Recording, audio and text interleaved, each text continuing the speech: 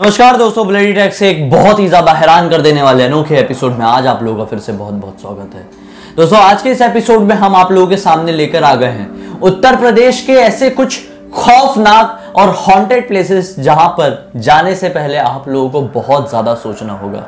हमने पिछले कुछ दिनों में काफी सारे स्टेट्स के हॉन्टेड प्लेसेस आप लोगों को बताए हैं और अब बारी आती है उत्तर प्रदेश की। उत्तर प्रदेश के बहुत लोगों ने कमेंट किया था, बहुत सारे लोगों ने। और उत्तर प्रदेश की तो जिया खुद है, मतलब है बॉर्न एंड बॉटअप तो मुंबई की ही है, लेकिन जो एक जीन कह सकते हैं, जो खानदान कह सकते हैं उत्तर प्रदेश का, और हमने वहीं की स्टोरी नहीं बताए थे। हाँ। तो खैर, सबसे पहले नंबर में आता है उत्तर प्रदेश के मेरठ शहर का जीपी ब्लॉक नाम का एरिया।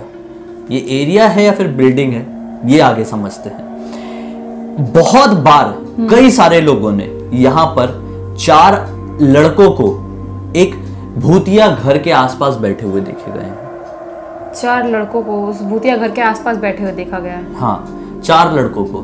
दरअसल यहाँ पे इस इलाके में एक भूतिया घर है जिसे भूत बंगला भी कहा जाता है।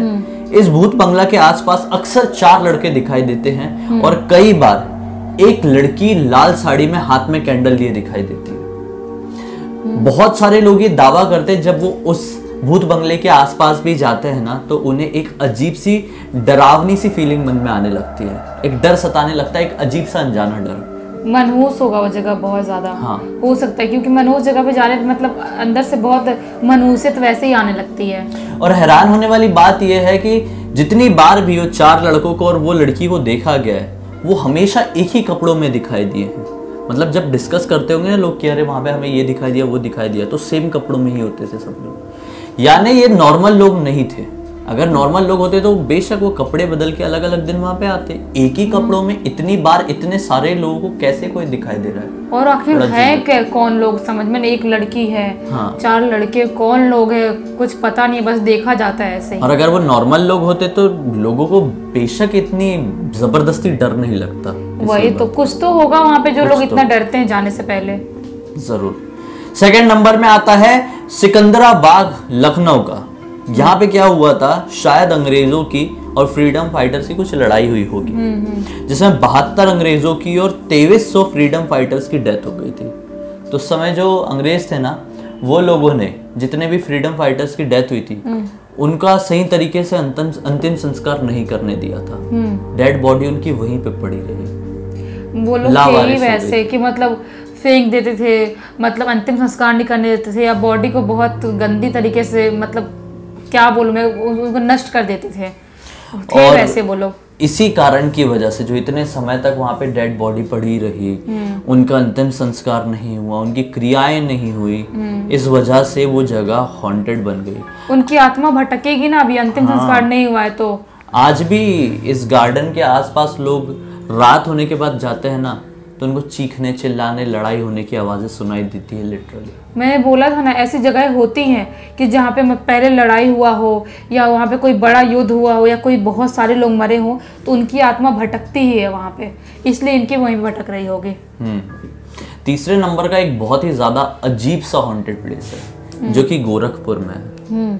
ये हॉन्टेड प्लेस दरअसल एक नॉर्मल हॉन्टेड प्लेस नहीं, बल्कि रायगंज नाम के एक गाँव में एक ऐसा इलाका है जहां पर भूत प्रेत डॉक्टर बनकर आते हैं और लोगों का इलाज करते हैं। डॉक्टर बन के आते हैं? हाँ। यहाँ पे क्या होता है, जो कोई भी बीमार रहता है, उन्हें इस इलाके में, इस गांव के इस इलाके में लेके जाया जाता है, रायगंज गांव में। और यहाँ पर इस पर्टिकुलर प्लेस में एक मिट्टी का दलदल बना रहता है, उसमें जाके दलदल में लोगों को छोड़ दिया जाता है। लोग नीचे जाने लगते, धंसने लगते हैं। जब इतनी उनकी बॉडी चली जाती, सिर्फ इतना ही चेहरा बाहर बचता है, फिर आते, ऐसा बोला जाता है कि यहाँ पे भूत आते हैं और ट्रीटमेंट करते हैं। गोरखपुर तो मतलब गोरखपुर से बेसिकली मेरा घर है, मॉम डैड का उधर ही पास में ही है, लेकिन मैंने इसके बारे में कभी सुना नहीं था। मैंने रायगंज का नाम सुनी हो? नहीं। तो रायगंज गाँव की तो मैं गई भी नहीं हूँ ज्यादा, तो मुझे क्या पता, कहीं पापा को हो सकता पता होगा। मतलब पेशेंट्स को ऐसे मिट्टी के दलदल में छोड़ दिया जाता है, फिर वो नीचे धंसने लगते हैं, फिर वहाँ पे घोस्ट डॉक्टर बन के आते हैं और उनका इलाज करते हैं। बहुत अजीब सा लग रहा है, क्या है समझ में नहीं आ रहा। घोस्ट कैसे ट्रीटमेंट करेंगे? वो तो मार डालेंगे सीधा, या तो परेशान करेंगे। और हमें हैरान होने वाली बात यह है कि यहाँ से बहुत सारे लोग ठीक होकर भी आ जाते हैं। कैसे ठीक होते यार? बहुत शॉकिंग है, मतलब कैसे ट्रस्ट नहीं हो रहा है, मतलब सुनने में वो बिल्कुल भी यकीन नहीं हो रहा कैसे वो लोगों को दलदल में डालते हैं और ठीक होकर वापस आ जाते हैं। खैर अगले नंबर में आता है OEL हाउस नाम का एक बंगला जो कि लखनऊ में है। इस बंगले में एक आदमी रहने गया अपने बेटे के साथ। उसका बेटा बहुत ही मस्ती करता था। एक दिन एक कुएं में उसके बेटे ने एक पत्थर फेंका और वो पत्थर फेंकने के बाद उसका बेटा पोजेस्ड हो गया। उसके बेटे के अंदर एक रूह आ गई। उसने कुएं में पत्थर फेंका, उसके बाद से मतलब उसके अंदर कोई भी आत्मा घुस गई। बहुत दिनों तक वो बच्चा परेशान रहा और फिर एक दिन उस बच्चे की मौत हो गई। बहुत दिनों तक बहुत ज़्यादा तबीयत खराब रही, पूरा पोजेस्ड हो चुका था और फिर एक दिन मर गया। और उसके बाद से किसी ने भी उस कुएं के पास जाने की हिम्मत नहीं किया, क्योंकि जब भी कोई जाता था तो उसे ऐसा लगता था कि कोई ऐसी शक्ति है जो हमें अपनी तरफ खींचने की कोशिश कर रही है। हाँ ऐसा होता है, जो कुआं होते हैं ना गांव में, वहाँ पे आत्माएं रहती हैं, क्योंकि कोई अगर उसमें जंप करके मरा है, कूद के, या तो किसी को मार के फेंक दिया है, उनकी आत्मा उसमें रहती है। क्योंकि मेरे पापा का एक गांव था पहले, पुराना गांव, वहाँ पे एक हमारी मतलब खानदान की औरत कूद के मरी थी, उसकी आत्मा भी उस कुआं में थी। और बचपन में मैंने भी ये सुना था कि मतलब कुएं के पास नहीं जाते हैं, वरना उसके अंदर का कुछ होता है, भूत होता है जो खींच लेता है कुएं का। कुआं तो मतलब स्टार्टिंग से डेंजर लोग बोलते हैं, सब लोग बोलते हैं कि वहाँ पे उसमें आत्माएं होती हैं। तो शायद उसमें कोई आत्मा बैठी होगी, आराम से रह रही होगी, और उस बच्चे ने पत्थर फेंका और वो डिस्टर्ब हो गई और उसको पोजेस कर ली। अगर बेचारे की डेथ हो गई। ऐसा बिल्कुल मस्ती नहीं करना चाहिए। जो बच्चे हैं वो तो ध्यान से सुन लो, ये ऐसे मतलब छेड़छाड़ी बिल्कुल नहीं करना चाहिए उनके साथ। इसलिए ये जो हॉरर रिचुअल्स होती है ये सब आप अपने मोबाइल स्क्रीन तक ही रखो। हम लोग जो करते हैं बहुत ही सतर्क रह के करते हैं। आप लोग सिर्फ एंटरटेनमेंट पर्पस के लिए ही रखो, आप लोग मत अपनाओ, नहीं तो बहुत बड़ी प्रॉब्लम फेस करनी पड़ सकती है। फिर आखिरी नंबर में आता है सिविल लाइंस का भूत, जो कि कानपुर में है। कानपुर में सिविल लाइंस नाम का कोई इलाका होगा। यहाँ पर ब्रिटिशर्स की ग्रेवयार्ड है, मतलब ब्रिटिशर्स का कब्रिस्तान है। यहाँ पर बहुत सारे लोग ये दावा करते हैं कि उन्होंने सर कटे भूत को देखा है। तो सर कटे भूत को देखा है वहाँ पर कब्रिस्तान के अंदर? बिना सर वाला आदमी उस कब्रिस्तान के अंदर या फिर कब्रिस्तान के आसपास घूमते रहता है, बस घूमते रहता है, किसी को कुछ नहीं किया। हाँ, कमेंट में बहुत आ रहा था कानपुर के बारे में बताओ, शायद यही होगा, कानपुर का भूत होगा सिर कटा। इसके बारे में भी हम लोग पढ़ रहे हैं।